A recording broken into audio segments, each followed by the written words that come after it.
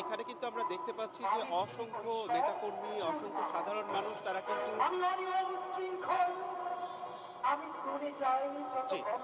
আপনি যেমনটি বলছিলেন আমরা এখন আছি শাহবাগ চত্বরে। এখানে কিন্তু আমরা দেখতে পাচ্ছি যে এখানে অসংখ্য নেতাকর্মী, ইনকিলাব মঞ্চের যারা নেতাকর্মী রয়েছে তারা কিন্তু আজকে বাদ জুম্মার পর থেকে এখানে অবস্থান নিয়েছে এবং ইনকিলাব মঞ্চের মুখপাত্র শরীফ ওসমান বিন হাদির 12 ডিসেম্বরে যে গুলিবিদ্ধ হয়েছিলেন এরপরে কিন্তু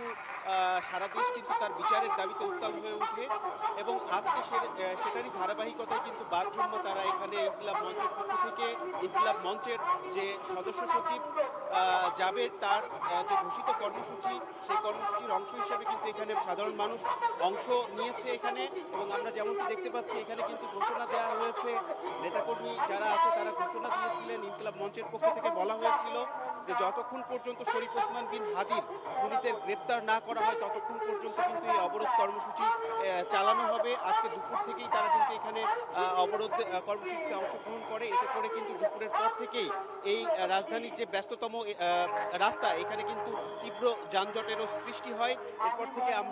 আমরা জানতে পারি যে ইনকিলাব মঞ্চের পক্ষ থেকে কিন্তু বলা হয় যে যতক্ষণ পর্যন্ত শরীফ ওসমান বিন হাদির খুনিদের বিচার করা না হবে এবং যতক্ষণ পর্যন্ত এখানে সরকারের উপদেষ্টারা এসে তাদেরকে আশ্বস্ত না করবেন, শুধু আশ্বস্তই না বরং এখানে এসে তারা যতক্ষণ পর্যন্ত না ওসমান হাদির খুনিদের যে বিচারিক প্রক্রিয়া সেটা না শুরু করার আশ্বাস দেন কিংবা ওসমান হাদির খুনিরা কিভাবে ভারতে পালিয়ে গেলেন, কিভাবে এর সাথে যারা ষড়যন্ত্রে যুক্ত রয়েছেন তাদেরকে চিহ্নিত করে কিভাবে পরবর্তী যে বিচার কার্যক্রম সেটা যত দ্রুত এবং তারা কিন্তু এটাও বলছেন যে যতক্ষণ পর্যন্ত শরীফ ওসমান বিন হাদির যে খুনিদের গ্রেপ্তার না করা হবে, বিচারিক প্রক্রিয়া শুরু না করা হবে ততক্ষণ পর্যন্ত কিন্তু তারা অবরোধ কার্যক্রম চালিয়ে যাবেন বলে আমরা জানতে পেরেছি। আপনাদেরকে যদি একটু দেখিয়ে রাখি এখন এই মুহূর্তের অবস্থা, এখানে কিন্তু অসংখ্য সাধারণ মানুষ এখানে আশেপাশের বিভিন্ন শিক্ষা প্রতিষ্ঠান থেকে, ঢাকা বিশ্ববিদ্যালয় থেকে শুরু করে বিভিন্ন শিক্ষা প্রতিষ্ঠান থেকে কিন্তু শিক্ষার্থীরা এসেছেন এবং আমরা যেমনটি জানতে পেরেছি যে ইনকিলাব মঞ্চের পক্ষ থেকে সারা দেশ থেকেই কিন্তু রাত যত এখানে অনেক রাত হয়েছে তারপরে কিন্তু আমরা অসংখ্য মানুষ কিন্তু এখানে দেখতে পাচ্ছি এই ইনকিলাব মঞ্চের এই সামনে থেকে তারা বিভিন্ন স্লোগান দিচ্ছেন এবং হচ্ছে বক্তব্য রাখছেন এবং এখানে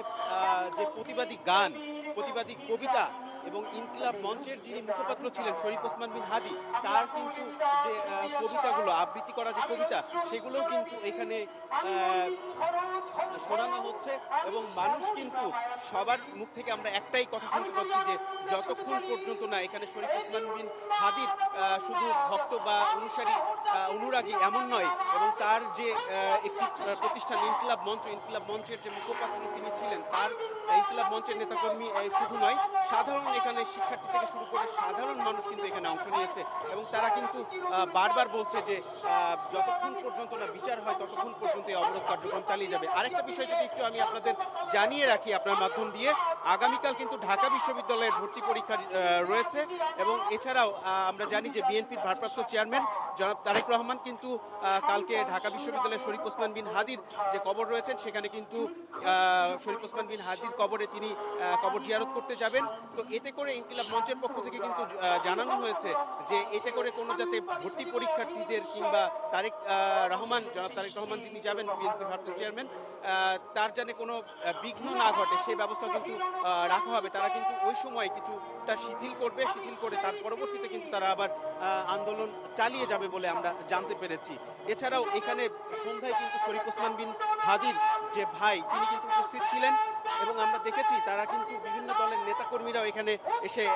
অবস্থান নিয়েছিলেন এবং অবস্থান নেওয়ার পরে কিন্তু তারা তাদের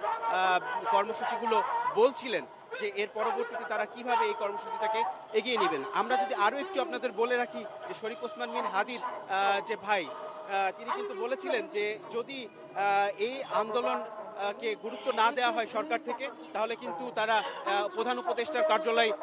যমুনা অভিমুখে তারা লং মার্চ করবেন এবং ক্যান্টনমেন্ট অভিমুখে তারা কিন্তু লং মার্চ করবেন বা ঘোরাও কর্মসূচি বলে জানতে পেরেছি। এখন আমার কাছে শাহবাগ থেকে ছিল এই সবশেষ কর্মসূচির